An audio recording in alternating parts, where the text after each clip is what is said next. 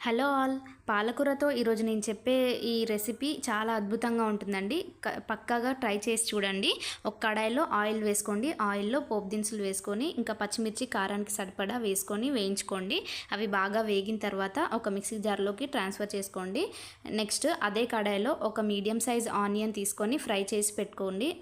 పచ్చిమిర్చి వేసిన మిక్సీ జార్‌లోకి ట్రాన్స్‌ఫర్ చేయండి. మీరు గ్రైండ్ చేసే ముందు కొంచెం ఉప్పు కూడా వేసుకొని, సరిపడినంత ఉప్పు కూడా వేసుకొని గ్రైండ్ చేయండి.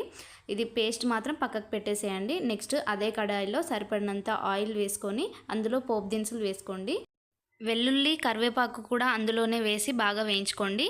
నెక్స్ట్ అందులో పాలకూర వేసుకోండి. పాలకూర మొత్తం మగ్గిపోవాలండి. మగ్గిపోయిన తర్వాత అందులో పసుపు వేసి బాగా మిక్స్ చేసుకోండి.